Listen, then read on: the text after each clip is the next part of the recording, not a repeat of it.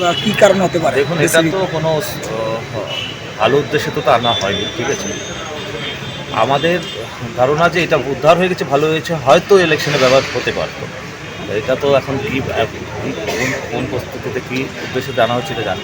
এখন বিআইপি মুভমেন্টসও প্রচুর চলছে টাউনের মধ্যে, তো খুবই সেন্সিটিভ পরিস্থিতি। তাছাড়া ইলেকশন আগামী 2-3 দিনের মধ্যে ইলেকশন আছে, তো থ্যাংক গড এটা মানে উদ্ধার হয়েছে। আর এরকম যদি আরও কিছু থাকে, আমরা সার্ভেলেন্স রেখেছি, যত এদের উপরেও সার্ভেলেন্স ছিল আমাদের, যত ব্যাড এলিমেন্টস আছে শহরের মধ্যে সবার উপরে আমাদের সার্ভেলেন্স আছে, সবার মুভমেন্টস ট্র্যাক করা হচ্ছে।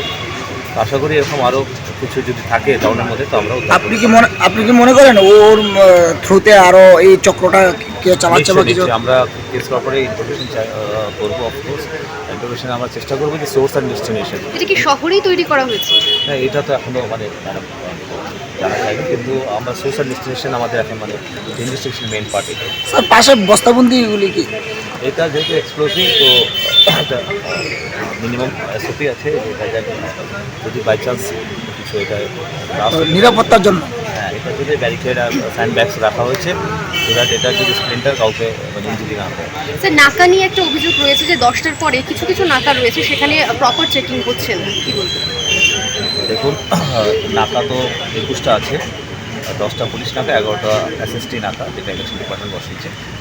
তো নাকাতেই যাওয়াতে কাউকে তো মানে আটকায়নি। আপনারা নিজের রাত্রে 10টা থেকে 6টা ঘুরে দেখবেন তো নাকাতে ফোর্স আছে।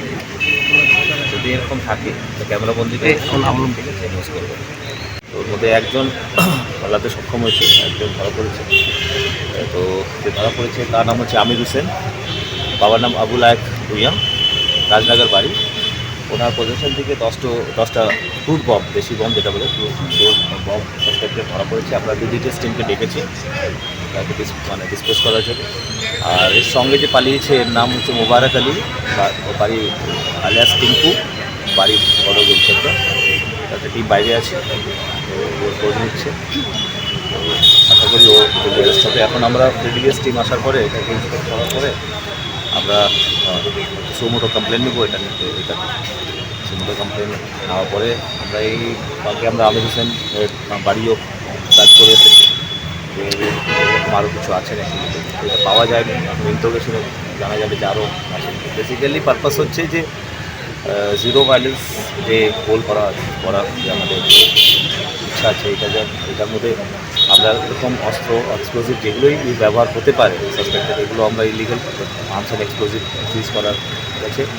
আপনাদের থ্রুতে আমি সব পুরো সিটিজেনকে, সব অগরতলাবাসীকে একটা রিকোয়েস্ট করবো যে এরকম কোনো যদি খবর থাকে তো কাইন্ডলি দেন। আমরা আপনাদের সহযোগিতাতে আমরা চেষ্টা করছি যে ভায়োলেন্স ফ্রি যে আমাদের ইলেকশনের যে আমরা যে প্রস্তুতি নিয়েছি এটা যেন সাকসেসফুলি করতে পারি।